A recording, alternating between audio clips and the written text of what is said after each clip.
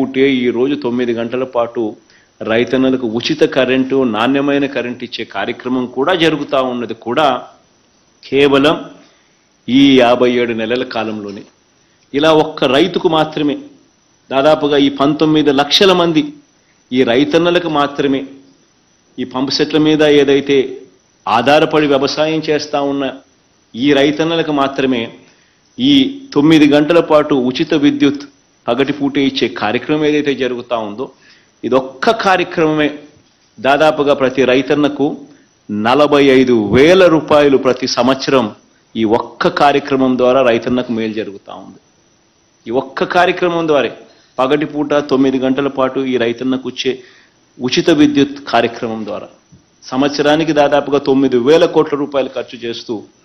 ప్రతి రైతన్నకు కూడా మంచి చేసే కార్యక్రమం జరుగుతూ ఉంది. ఎప్పుడూ చూడని విధంగా రైతన్నలకు ఎప్పుడూ కూడా జరగని విధంగా ప్రతి రైతన్నను కూడా తాను పండించిన మొత్తం వ్యవసాయ ఉత్పత్తులు, వ్యవసాయ పొలాన్ని అన్నీ కూడా ఒక ఆర్బీకే పెట్టించి ఆ ఆర్బీకే ద్వారా ఆ ప్రతి ఎకరాన్ని ఆ ప్రతి సచివాలయం పరిధిలో దాన్ని ఈ క్రాప్ చేసి ఆ ఈ క్రాప్ ఆధారంగా ప్రతి రైతన్న తాను ఏదైతే పంట వేసాడో ఆ ప్రతి పంటను కూడా ఇన్సూరెన్స్ కవరేజ్లోకి పూర్తిగా తీసుకొని వస్తూ ఆ రైతన్న తరపున బీమా ప్రీమియం కట్టాల్సిన సొమ్ము కూడా రాష్ట్ర ప్రభుత్వమే కడుతూ మొట్టమొదటిసారిగా దేశంలో కూడా ఎక్కడ జరగని విధంగా రైతుల తరపున బీమా ప్రీమియం కూడా కడతా ఉన్న ఏకైక రాష్ట్రం కూడా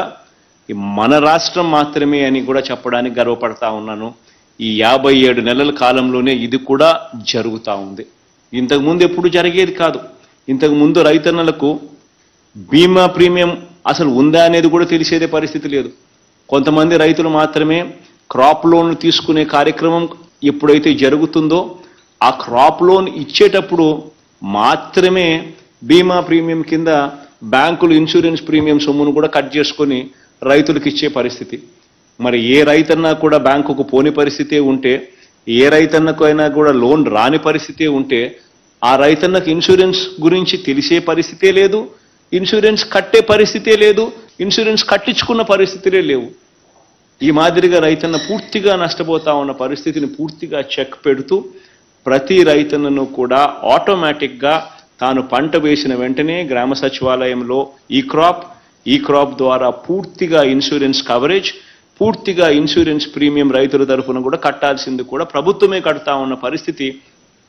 మొట్టమొదటిసారిగా ఈ 57 నెలల కాలంలోనే జరిగింది అని చెప్పడానికి కూడా గర్వపడతా ఉన్నా. ఇంతకుముందు నేను చెప్పినట్టుగానే ప్రతి రైతన్నకు పెట్టుబడి సహాయంగా డబ్బులు ఇవ్వడమే కాకుండా ప్రతి రైతన్నకు కూడా 0 వడ్డీ వర్తింపచేస్తూ ₹1,00,000 దాకా క్రాప్ లోన్స్ కూడా 0 వడ్డీ వర్తింపచేస్తూ పెట్టుబడికి సహాయం కూడా 0 వడ్డీకే ఇప్పించే కార్యక్రమం కూడా జరిగింది కూడా మన హయాంలోనే. ఈ 5 సంవత్సరాలు ఒకసారి గమనిస్తే ఏ రైతైనా కూడా ఈ 5 సంవత్సరాలలో ఇంతకు ముందు జరగని ఒక గొప్ప మరో మార్పు ఏమిటి అని అంటే,